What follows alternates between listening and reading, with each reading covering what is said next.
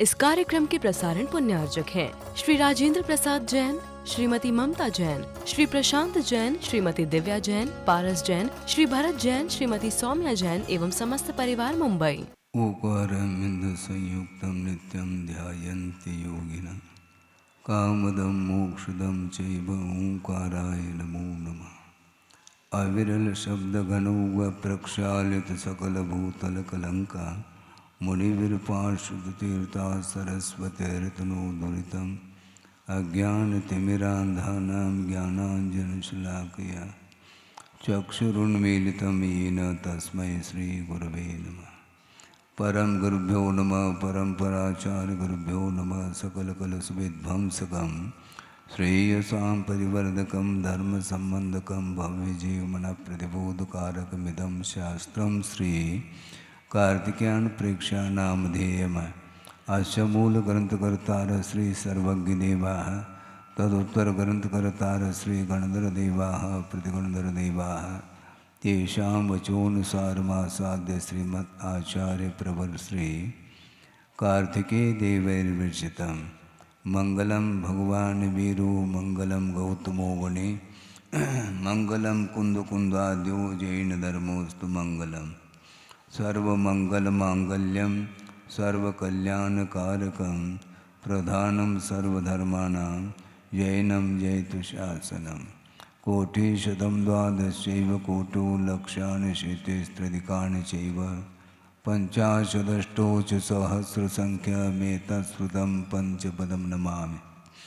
अर्हन्तभासयत्तं गणहरदेवेः गन्तियं सम्मं प्रणमामि भक्तजुक्तो सुदनानमहो वयं सुलसा येषामि वन्ते सुभक्ति कौसवो को दसालोचे अंग वंग पयनय पाउणय परियम सुत्त परमाण योग पोगय चूलिया चेव सुत्तय त्वेदम कायम सैनिच कल मंचे में पूजे में वंदा में नमम सामि दुख कौ कमको भूलाओ सुगय गमनम समाय मरणम जनगुण संपत्ति होद मध्यम।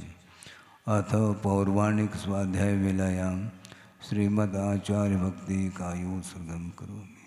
श्रुत जलदिपारगेभ्य स्वपरमत विभावना पटुमतेभ्य सुचरित तपूर्णदेभ्यो नमो गुरुभ्यो गुणगुरुभ्य।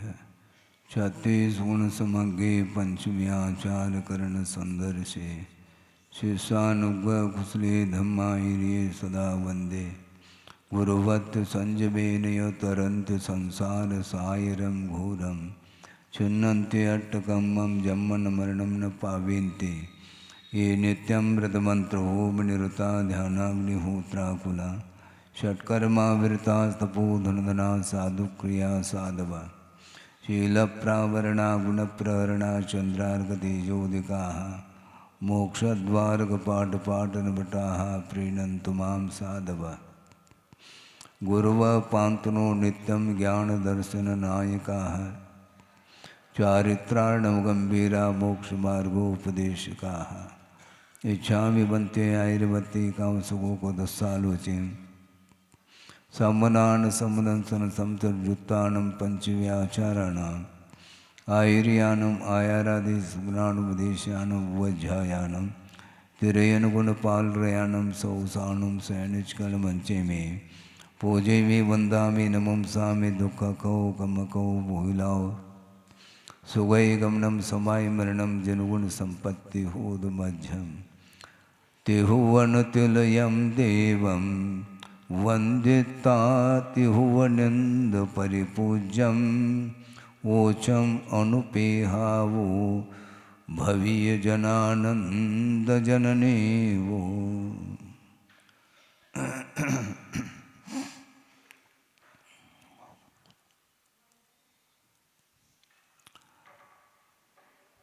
संसार भावना के अंतर्गत मनुष्य गति का वर्णन चल रहा है।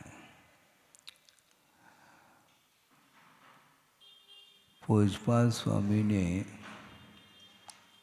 जहाँ तक मुझे स्मरण है सर्वार सिद्धि में दुर्लभ भावना के प्रसंग में ये विषय दिया है कि मनुष्य पर्याय की दुर्लभता। उन्होंने ये कहा, एक दृष्टांत उन्होंने दिया, एक बहुत बड़ा विशाल वृक्ष है और बहुत सारे शाखा उपशाखाओं से युक्त है। बहुत सारे, यूँ कहना चाहिए, कहने के अपेक्षा से कहा जा रहा है, असंख्य पत्ते हो सकते हैं, कोंपल आदि हो सकते हैं। इतना बड़ा भारी वृक्ष है और वह अग्नि के कारण वह झुलस गया है, वह राख राख हुआ है। और वो सारे सारे वृक्ष संबंधी जो परमाणु हैं, वे ही परमाणु पुनः उस वृक्ष का आकार लें। उन परमाणुओं का परिणमन उसी स्पर्श रस गंध वर्ण को लेकर के उसी आकार में उतने ही विशाल वृक्ष को वो धारण कर लें। सुलभता से संभव है क्या? नहीं, किंतु ऐसा योग बन सकता है, वह पुनः वृक्ष का रूप ले लेता है, किंतु यह सुलभता से संभव नहीं। उसी प्रकार एक बार मनुष्य पर्याय प्राप्त कर लिया और मान लो यहाँ से देव पर्याय में चला गया और वहाँ से पुनः मनुष्य बने, कोई गारंटी नहीं। हाँ, हम जल्दी बन जाएंगे, पहुँच जाएंगे। आपके हाथ में क्या है? आपके हाथ में परिणाम है, उसमें आपकी स्वतंत्रता रह सकती है, लेकिन वो सारे परिणाम सुलभ नहीं है बंधुओं, ये ध्यान रखें। बहुत दुर्लभतम कोटि में वो परिणाम आते हैं। इसलिए हम कर लेंगे, भोजन थोड़ी करना है?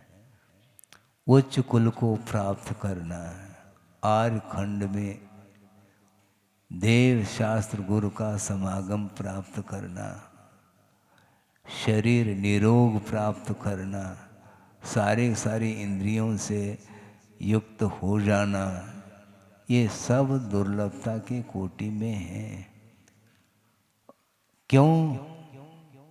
क्यों मत पूछो तर्क से।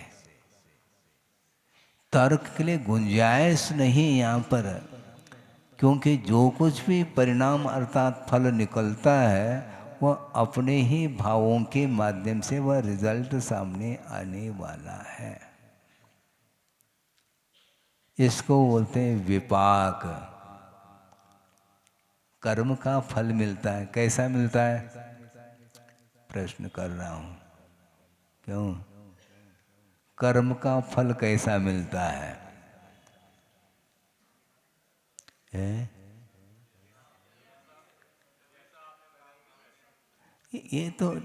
ये तो कॉमन है। सैद्धांतिक शब्दों में हम पूछना चाहते हैं, कर्म का जो फल मिलता है वह कैसा मिलता है? तो आचार्यों ने कहा स यथा नाम, ये सूत्र देना चाहिए। क्योंकि विपाकोन भव, ऐसा कहा। विपाक का अर्थ अनुभव अर्थात अनुभाग है। फलदान देने की जो क्षमता कर्म में आई है अपने परिणामों के माध्यम से, वह विपाक माना जाता है। और वह कैसा फल मिलता है? स यथा नाम, अपने अपने प्रकृति के अनुरूप ही वह फल मिलता है, प्रकृत्यंतर फल नहीं मिल सकता है। ज्ञानावरणी का फल क्या मिलेगा? ज्ञान को आवर्णित करने रूप उसका वह फल माना जाता है। दर्शनावरणी का इसी प्रकार दर्शन नहीं होने देना। वेदनी कर्म का आकुलता पैदा करने रूप उसका विपाक है। तो भिन्न भिन्न प्रकृतियों का जो फल है, स यथा नाम, यह सूत्र है प्रासंगिक। नहीं आया? तत्पर सूत्र तो कम से कम करो। गुरुदेव ने कहा था ये तत्पर सूत्र ये छोटा मोटा ग्रंथ नहीं है, उन्होंने ये कहा था कि ऑफ नॉलेज, ज्ञान की यह कुंजी है। तत्पर सूत्र, सर्वार सिद्धि की ओर मत बढ़ो। अभी तत्पर सूत्र का जो संक्षिप्त अर्थ है वह कम से कम आपको समझ में आना चाहिए। विपाक का अर्थ फल होता है, वह अपने कर्म के प्रकृति के अनुरूप ही फल देता है। साता का उदय है तो फल साता का मिलेगा। कौन सा कर्म का उदय आ गया? आज जो आया है वो अपने नाम से ही आया हो। असाता का उदय हो और आप सुख शांति चाहते हैं, गलत बात है। साता का बंद नहीं किया क्या महाराज? किया होगा, लेकिन अभी वह उदय आने योग्य नहीं है। उसकी स्थिति मान लो बहुत अधिक है और वह असाता की जो स्थिति है वह पूरी हो चुकी है, वह उदय में आएगा। अब क्या कर लोगे? उदय में आने के बाद वह कर्म रिवर्स नहीं जा सकता, फल दे करके ही चला जाएगा वो। इसको बोलते हैं विपाको न भवः। इसलिए हमें किसी के ऊपर कुछ नहीं सोचना है। मेरा न कोई शत्रु है, न कोई मित्र है, न कोई साथी है, न संगाती है, कुछ भी नहीं। क्योंकि प्रत्येक व्यक्ति ने अपने अपने भावों के अनुरूप कर्म का बंध किया है और वह निमित्त पा करके, भिन्न भिन्न निमित्त को ले करके वह उदय में आ रहा है अथवा उदीर्णा उसकी होगी। एक सकाल में कर्म फलता है और एक अकाल में कर्म फलता है, जिसका नाम उदीर्णा। वो कैसे उदीर्णा होती है? वस्तु को देख करके उदीर्णा होती है। इसलिए नो कर्म से बचने के लिए बार बार गुरुदेव का कहना है। और नो कर्म से प्रभावित हो करके यदि अपने अनुरूप यदि मान लो नहीं होता तो संक्लेश का अनुभव करता है, अपने अनुरूप हो जाए तो वो फूला नहीं समाता। यह कर्म फल रहा है। हाँ, इसलिए नो कर्म से बचो। यदि कर्म से बचना है तो क्या करेंगे महाराज? हम यदि गुरुदेव के सामने अपनी जिज्ञासा रखें, महाराज कैसे करें? उनका ये कहना, मौन रहो, बोलो नहीं। हाँ, बोलने से कुछ काम होने वाला नहीं। कौन सुनने वाला? तुमने स्वयं नहीं सुना गुरु की बात को, भगवान की बात को, और कैसे करें? जैसा कहे वैसा करो ना। क्या दिक्कत क्या हो रही है तुम्हें? है? श्रद्धा नहीं है क्या? श्रद्धान है तो श्रद्धान है तो भगवान ने और गुरु ने जैसा कहा उसके अनुरूप अपने को करना है। फल क्या मिलेगा? पुनः फल की चिंता करता है। ये सब चिंता छोड़ो, चिंतन करो, वस्तु तत्व का चिंतन करो, ये कहा गया। हम वस्तु तत्व के स्वभाव को तो छोड़ देते हैं और अनेक प्रकार के विकल्प में आ जाते हैं, तो कभी भी वह धर्म ध्यान नहीं कर सकता। क्योंकि विपाकोन भव ऐसा कहा। विपाक विचय धर्म ध्यान का अर्थ यही है, कर्म का जैसा फल है उसको उस रूप में जानना और आगे बढ़ना। इतना ही होता है विपाक विचय धर्म ध्यान। और बहुत ही लंबी चौड़ी परिभाषा नहीं इसकी, न आवश्यकता है लंबी चौड़ी परिभाषा की। जिस कर्म का जैसा स्वभाव है उसका उदय आया है तो बस समता भाव के साथ सहन करो और आगे बढ़ो। ये नहीं हुआ अभी तक, कब से? अनंत काल हुआ है और अनंत परावर्तन व्यतीत किया है संसारी प्राणी ने। मान लो हमें परावर्तन का स्वरूप ज्ञात नहीं है, लेकिन परावर्तन तो अनंत हो चुके हैं ना, ये तो विश्वास करो और आगे बढ़ो। अब इस प्रकार हमें परावर्तन नहीं करना है। और परावर्तन के लिए कारण क्या है? वह संसारी कारण है। संसार के स्वरूप को समझ करके हमें अपना कार्य करना है। कौन सा? संसार से ऊपर उठने का हमें कार्य करना है। दूसरा उठना क्या नहीं, पुनः वापिस उलझना चाहो क्या? हमें उलझना नहीं किसी से। और गुरुदेव ने कहा सावधानी के साथ चलना, यह जगत का स्वरूप विभिन्न विचित्र स्वरूप है। विचित्र का अर्थ क्या है? विचित्र का अर्थ क्या? मुझे बोलो है? आप शाब्दिक अर्थ पहला बताओ, शब्दार्थ सुनो। आश्चर्य उत्पन्न करने वाला जो होता है वह विचित्र होता है। चित्रम किमत्र यदिते, अत्र किम चित्रम, इसमें आश्चर्य क्या है? चित्र का अर्थ आश्चर्य पैदा करता है, उसका नाम चित्र। और विशेष रूप से चित्र का अर्थ विचित्र होता है। इसलिए संसार का जो स्वरूप है वह आश्चर्य पैदा करता है, विचित्र स्वरूप वाला है। उसके स्वरूप को अभी तक हम समझ ही नहीं पाए, इसलिए उलझ रहे हैं। हमें स्वरूप को समझना है, समझाना नहीं, क्योंकि समझाया नहीं जा सकता। फिर कैसे समझेंगे महाराज?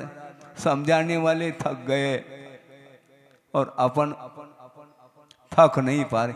मतलब उपदेश देने वाले थक गए, लेकिन संसार थक नहीं रहा। उसको वही इष्ट है, और जिसको जो इष्ट है उसको वो ग्रहण करेगा। उसके पीछे पड़ने से क्या लाभ है?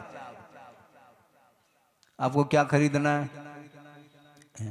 जो आपको खरीदना वो आप खरीदेंगे।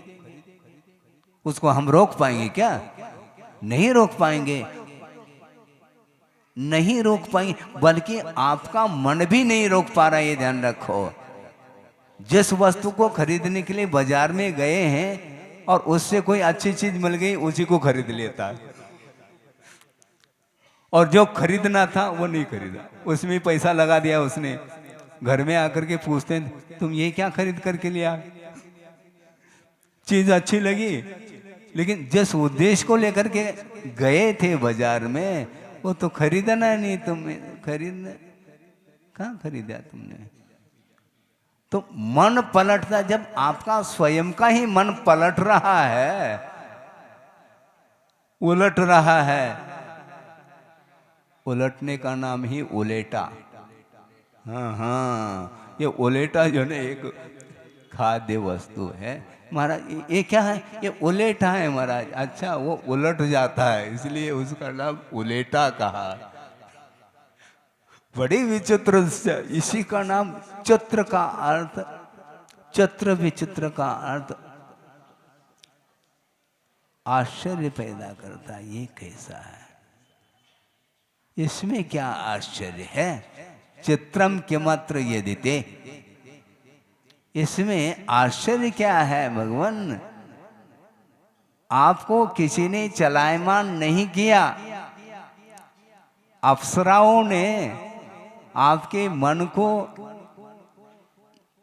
किंचित भी चलायमान नहीं किया। इसमें क्या आश्चर्य है? क्योंकि आप मेरु के समान हैं, और प्रलय कालीन मेरु तूफान के द्वारा भी, जो कि वह तूफान प्रलय कालीन जो तूफान होता है वो छोटे मोटे पहाड़ को वह उड़ा देता है, किंतु सुमेरु को चलायमान करना खेल नहीं है। उसी प्रकार भगवान आपका मन तो सुमेरु के समान है, कौन चलायमान कर सकता है? इसको बोलते हैं, ये धर्म ध्यान का फल है, ध्यान रखो। और ध्यान रौद्र ध्यान का फल नहीं। केवल ज्ञान प्राप्त करना चाहो तो निरंतर धर्म ध्यान ही बने रहना चाहिए। कहा जा सकता है, कह करके आगे बढ़ते हैं आचार्य। कोई करना चाहे तो करे, नहीं करना चाहे तो उसमें कोई भी हस्तक्षेप नहीं है। हस्तक्षेप और हस्ताक्षर में अंतर है। हस्तक्षेप नहीं किसी के ऊपर, ये आक्षेप विक्षेप ये क्या वस्तु, ये ठीक नहीं है। हाँ? इसलिए आचार्य ये कहना चाह रहे हैं कि वस्तुतः संसार का स्वरूप अभी तक समझ में नहीं आया, इसी का नाम आश्चर्य है। ये विचित्र है संसार। हाँ, अभी तक पकड़ में नहीं आया उसका स्वरूप। इसलिए आचार्य कहते हैं बचो, संसार में रहो, जगत में रहो, लेकिन जगत रहो कहाँ है, हमें जगत रहना है। हाँ, तुम ताली बजाओ, इससे हमें कोई प्रभाव नहीं पड़ने वाला है। प्रभाव पड़ जाएगा तो यहीं रह जाएंगे हम। हाँ हाँ, तुम प्रशंसा करो या कछु करो, उससे कुछ नहीं होने वाला है, क्योंकि स्वरूप है, इसी का नाम प्रकृति कहा। और प्रकृति कभी भी परिवर्तित नहीं हो सकती दूसरे के द्वारा। ये कुंद कुंद के वाक्य है।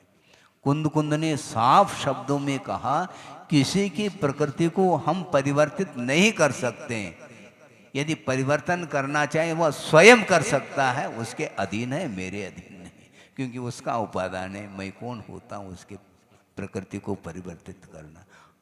हम अपने प्रकृति को अभी तक परिवर्तित नहीं कर पाए, इसलिए संसार में रहें तो दूसरा रह रहा है, तो इसमें कौन सी बड़ी बात है, इसमें आश्चर्य क्या है। जब मैं ही संसार में हूँ अभी तक इसी धरती पर, और ये सारे सारे समझ में नहीं आ रहा इनको। अरे तुम्हें आ गया क्या स्वयं को? किसी को समझ में नहीं आ रहा। ऐसा जो कह रहा है उसको समझ में आ गया क्या?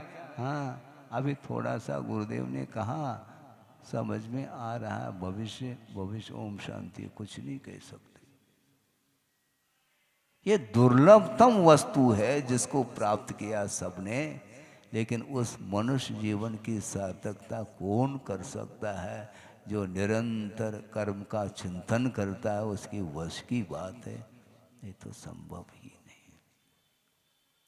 कहना बहुत आसान है, क्योंकि क्षोभम हो गया, ज्ञानावरणी का माइक सामने आ गया, बोलना चालू हो गया, इतना भर होता है, लेकिन मन कहाँ जा रहा है इसको पकड़ना है। हम दूसरे को नहीं पकड़ना, अपने मन को पकड़ना है। मराठी में एक कहावत शायद पहले भी कहा होगा, फिर से हम दोहरा रहे हैं, क्योंकि अनुप्रेक्षा तो है ही, बार बार उस विषय को रखना आवश्यक है। संसार की विचित्रता के बारे में ही कहा है मराठी में, दिसतय तस नसतय म्हणून जग फसतय। अर्थ क्या हुआ?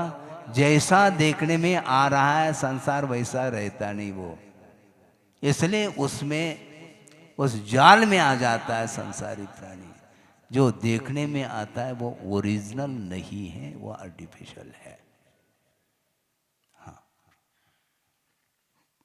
प्रलोभन के माध्यम से व्यक्ति को आकर्षित करना सबको आता है, लेकिन तो वीतरागता के माध्यम से दूसरे को आकर्षित करके देखो, तब तो हम कहें राग के द्वारा दूसरे को आकर्षित कर रहा है। वह स्वयं राग में डूब रहा है और दूसरे को भी डुबाने का प्रयास करता है। ऐसा तो संसार की ये है, संसार की यही स्थिति है। वीतरागता के माध्यम से एक भी व्यक्ति प्रभावित हुआ तो बस उसका जीवन निहाल हो जाएगा। है? बहुत कठिन है। तो क्या कह रहे थे फिर हम? और कुछ नहीं कह रहे थे। एक विशाल वृक्ष जो है वह अग्नि के द्वारा राख राख हुआ, किंतु कालांतर में वह पुनः उसी वृक्ष का रूप ले लेता है। ये सुलभ नहीं है। उसी प्रकार मनुष्य जीवन मिलने के उपरांत इसका यदि मान लो किसी ने दुरुपयोग किया तो पुनः मनुष्य जीवन का मिलना अत्यंत कठिन है, ये कहा है। असंख्यात पुद्गल परावर्तन तक वह घूम सकता है असंगी पर्याय में। ये किसका प्रतिफल है? सयथा नाम, ये कर्म का प्रतिफल है। और पुरुषार्थ आप करेंगे बहुत जल्दी संसार से पार हो सकते हैं। हो सकते हैं इसलिए कहा जा रहा है क्योंकि डेफिनेट कुछ भी नहीं कहा जा सकता। अपने भीतर आने के लिए सर्वप्रथम संसार का क्या स्वरूप है, उसका क्या स्वभाव है, इसके विषय में आगम के माध्यम से अच्छे ढंग से जान लेना चाहिए।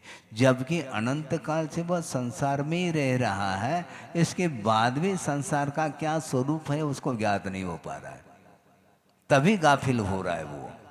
तो कब ज्ञात होगा? हैं?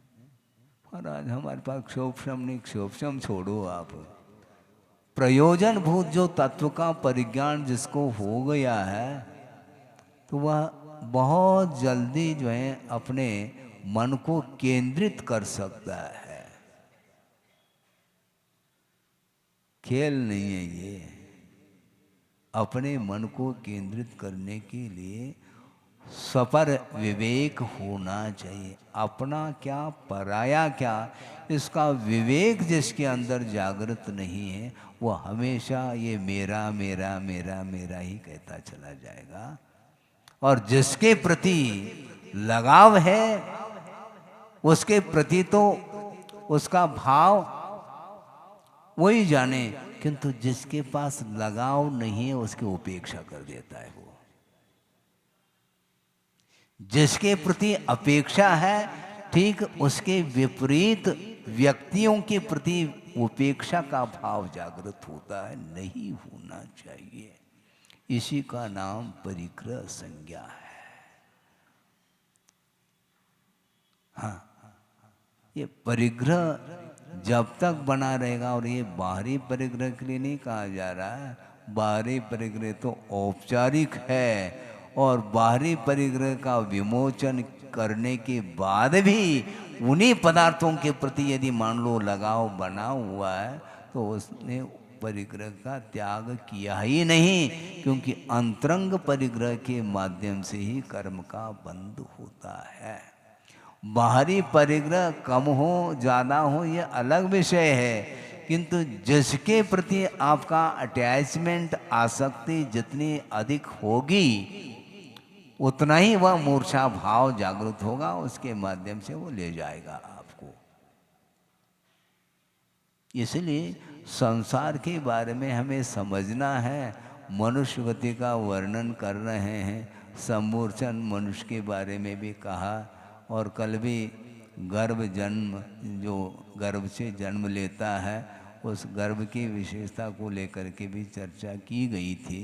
अगली कारिका के माध्यम से थोड़ा और विषय सामने रखा जा रहा है। बालो वे पियर चत्तो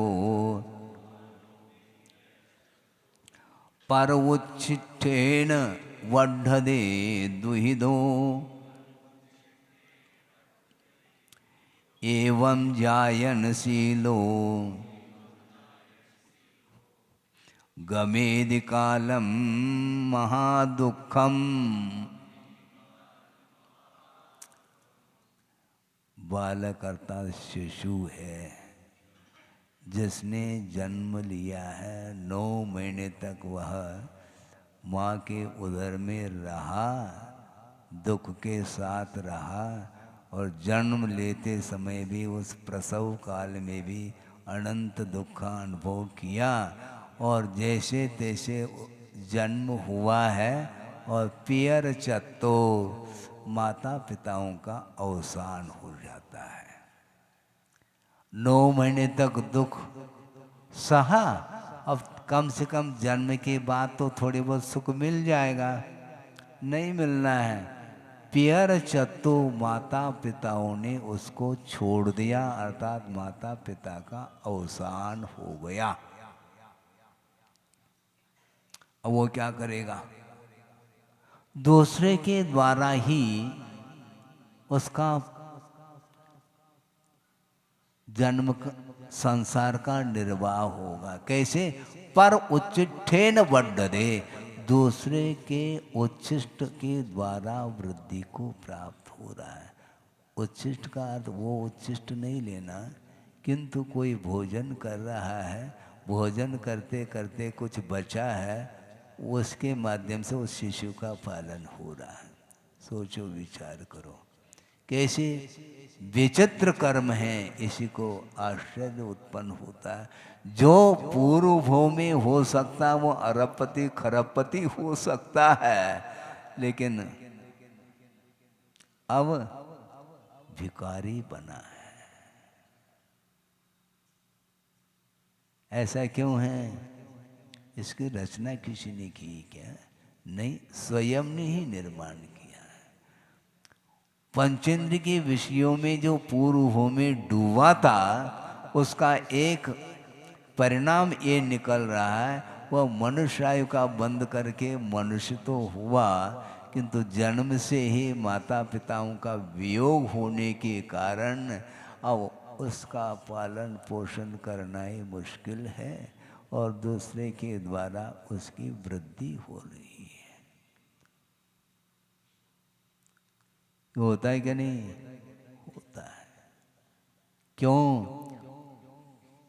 पाप कर्म के उदय से। और पाप कर्म का उदय क्यों आया? पाप कर्म का बंद किया था। पापमय परिणाम के द्वारा पाप कर्म का बंद किया है। अब विपाकोन भव, उसका उदय आ गया। अब भोगना है आपको। भोगो भोग सामग्री नहीं मिलेगी, कर्म का उपभोग करना है। तो ऐसे दीनहीन हो करके वह फिरता रहता है, द्वार द्वार जाएगा एक टुकड़े के लिए। एवं जायनशीलो, वह याचक वृत्ति वाला होता है। याचना करना जिसका स्वभाव है? और महादुख के साथ काल को व्यतीत करता है। देख करके दया तो आती है, करुणा आती है, लेकिन कर क्या सकते हैं आप उसके लिए? क्योंकि उसने ही बांधा है। बड़े कहे सीख गुरु करुणाधार, करुणा करके गुरु कह रहे हैं। ये तो कहते रहते हैं, इनका कहना धर्म है। अच्छा ठीक है, उनके वचनों को साइड में रखता है और अपने मन के अनुरूप कुछ कर लेता है, तो वह इस प्रकार का कृत्य करके, वह पाप करके उसका पतन होता रहता है।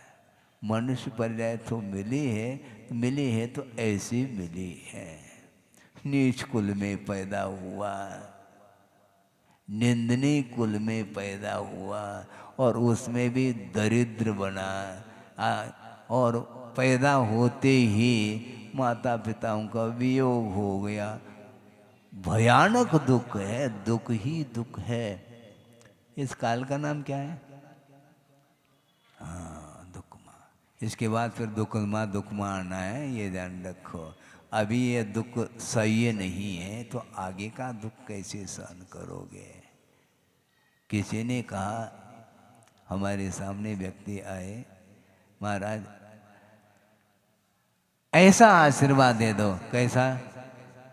ऐसा आशीर्वाद दे दो कि महाराज हम चतुर्थ काल में पैदा हो जाए। बहुत अच्छी भावना है तुम्हारी, है ना? लेकिन चतुर्थ काल में पैदा होने मात्र से कुछ नहीं होने वाला है। अतीत में अनंत बार, अनंत काल परावर्तन में अनंत बार चतुर्थ काल का मुख देखा है। उस समय क्या किया तुमने? अब अभी भी पुनः चतुर्थ काल की मांग रखते हो। और मान लो चतुर्थ काल मिल भी गया, लेकिन एक इंद्रिय पर्याय में पैदा हो गया। अब वो चतुर्थ काल उसके लिए क्या करेगा? मोक्ष दिलाएगा क्या? उत्तर दो ना। काल के द्वारा मुक्ति नहीं होती है, ध्यान रखो। भावों के द्वारा मुक्ति होनी है। काल एकमात्र निमित्त है। उदासीन निमित्त इसी को बोलते हैं। क्योंकि चतुर्थ काल में भी नर कायिका बंद करने वाले कर रहे हैं। ऐसा नहीं एकांत से जो है चतुर्थ काल में जितने भी पैदा होते हैं वो सारे सारे मुक्त हो जाते हैं। संभव नहीं। बड़े बड़े निमित्त मिलने के उपरांत भी उसका यदि पतन होना है तो अपने परिणाम के द्वारा पतन ही होगा। परिणामों को उज्जवल बनाओ ना, उसमें परेशानी होती है। विशुद्धतम परिणाम सुलभ नहीं है बंधु, बहुत पापड़ बेलने पड़ेंगे। मतलब पापड़ बेलने का अर्थ क्या, हम पहले यही सोचते थे पापड़ क्यों बेलते हैं, ये कहावत है ने, बहुत कितना भी आप पुरुषार्थ करो तो भी वह दुर्लभता के कोटि में जो वस्तु है वो आसानी से आपको प्राप्त नहीं होना है। जब तक पर पदार्थ के प्रति आसक्ति समाप्त नहीं होगी या कम नहीं होगी, तब तक गाड़ी सीधी नहीं जा सकती, रिवर्स ही जाएगी वो गाड़ी। सोचो, विचार करो, महान दुख के साथ वह काल को व्यतीत कर रहा है।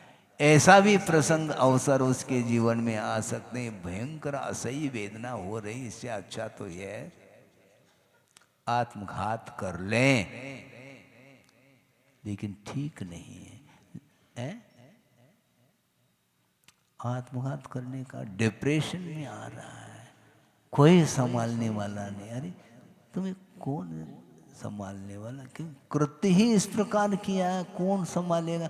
नरक गति में वहां पर नारकी हुआ है, तो परस्पर में परस्परोपग्रह जीवानाम चलेगा, परस्परोपग्रह जीवानाम नहीं, परस्पर उपद्रव, उपग्रह नहीं, वहां पर उपद्रव ही होता रहेगा।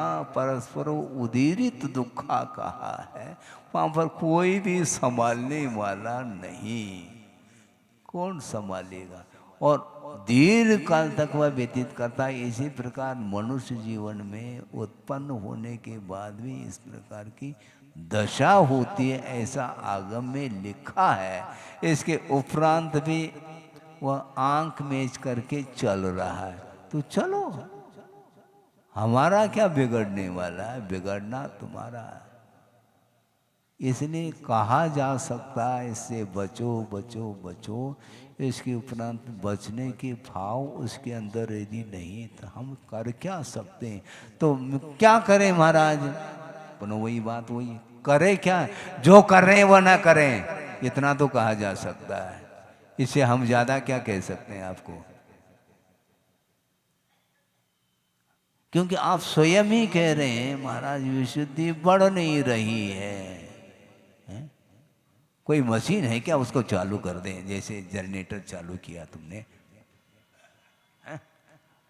बिजली गोल हो गई और जनरेटर चालू कर दिया आपने। ऐसे विशुद्धि बढ़ाने के लिए कुछ आयाम है क्या, शारीरिक कुछ नहीं है, परिणामों को ही परिवर्तित करना होता है।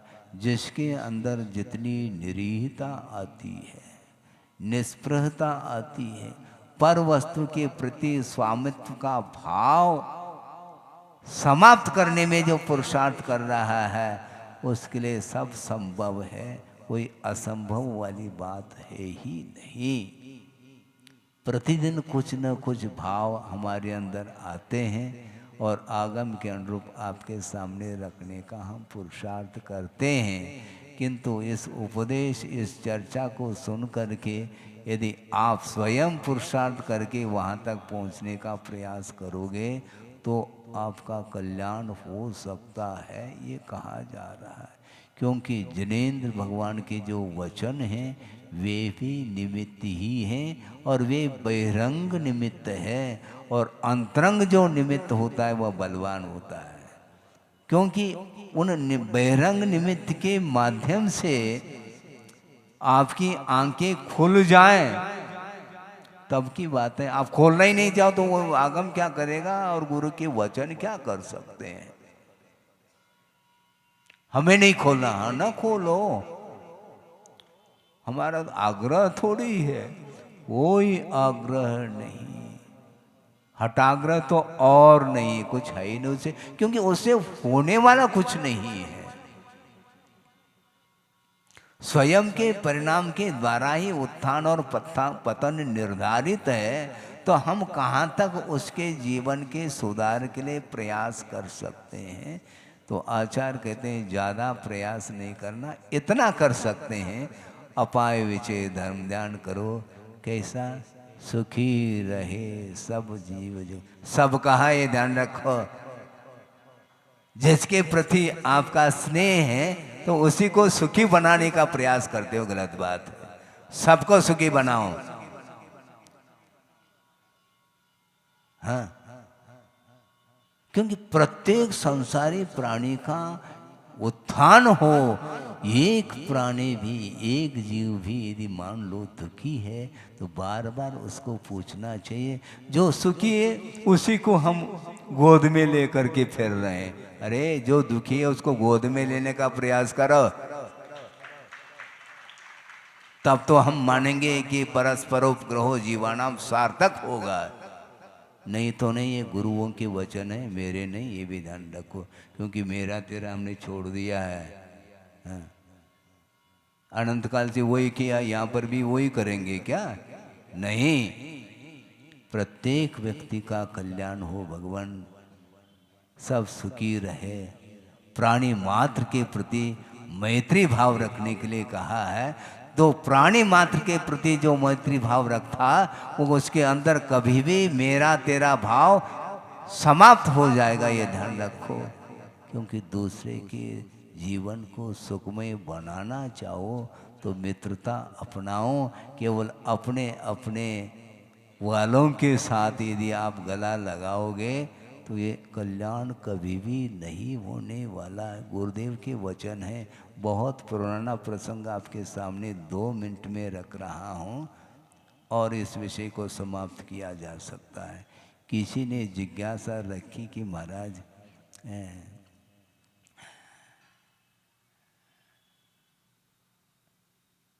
दूसरे के कल्याण की भावना रखनी चाहिए क्या नहीं, ऐसे किसी ने जिज्ञासा रखी तो गुरुदेव ने सटीक उत्तर दिया, दूसरे की क्या, विश्व की कल्याण की भावना रखो, लेकिन व्यक्ति विशेष के कल्याण की जो भावना रखता है वह कल्याण है ही नहीं। ये भी कहा उन्होंने। व्यक्ति विशेष के प्रति क्यों लगाओ, सुखी रहे सब जीव जगत के, एक इंद्रिय भी हो उसका कब कल्याण होगा। क्योंकि जो सुखी है उसको आपके द्वारा क्या वह सुख का अनुभव करेगा, वो तो सुख का अनुभव तो कर ही रहा है। सयथा नाम, जिसके पास साता का उदय निरंतर चल रहा है उसको तुम सुखी बनाना चाहो। जो रुग्ण नहीं है उसका ट्रीटमेंट करोगे, उसके लिए मेडिसिन दोगे नहीं। जो रुग्ण है, जो पेशेंट है उसको ध्यान दो। एक ही डॉक्टर ने एक ही पेशेंट को, एक ही पेशेंट को तो देख रहा है लेकिन एक ही को देख रहा है, गलत बात है। दूसरे का भी तो ध्यान रखो, उसकी क्या गत हो रही है। इसलिए प्रत्येक व्यक्ति प्राणी मात्र के प्रति कल्याण का भाव जो रखता है वह तीर्थंकर प्रकृति का बंद करता है, खेल नहीं। लेकिन हैं ऐसे ताली बजाते बजाते तुम तीर्थंकर प्रकृति का बंद करना चाहो, संभव नहीं है। वो विशुद्धि अलग है। दुनिया में कहीं भी चले जाओ उस विशुद्धि को खरीदा नहीं जा सकता, क्योंकि स्वयं के परिणाम इतने भीगे हुए परिणाम होते हैं। एकांत में जा कर के जो साधना कर रहा है वहाँ पर वह विश्व की कल्याण की बात कर रहा है वो, और आप कहते हैं हमारे लिए कोई उनका वात्सल्य नहीं है क्या? जगत के प्रति वात्सल्य, यह ध्यान रखो। इसलिए वह जगत रहते हैं हमेशा। यहाँ पर भीड़ में रहने से कोई सार नहीं है। एकांत में चलो और विश्व के कल्याण की बात करो, न कि व्यक्ति विशेष की बात करो। व्यक्ति विशेष की बात होने से उसमें केवल राग ही पलता रहता है, और जहाँ राग है वही मूर्छा है, वही परिग्रह संज्ञा है, ऐसा आगम का उल्लेख है। इतना कह करके इस गाथा का आशय पूर्ण करता हूँ। और शेष मान लो कोई विशेष और भी विषय रह गया हो तो वो कल के लिए रखा जा सकता है। बोधि समाधि परिणाम शुद्धि स्वात्मोपलब्धि शिव शोक सिद्धि चिंतामणिम चिंतित वस्तुदाने त्वां वंद मानस्य ममास्तु देवी। परम पूज्य आचार्य गुरुवर श्री विद्यासागर जी मुनि महाराज की जय। इस कार्यक्रम के प्रसारण पुण्यार्चक थे श्री राजेंद्र प्रसाद जैन, श्रीमती ममता जैन, श्री प्रशांत जैन, श्रीमती दिव्या जैन, पारस जैन, श्री भरत जैन, श्रीमती सौम्या जैन एवं समस्त परिवार मुंबई।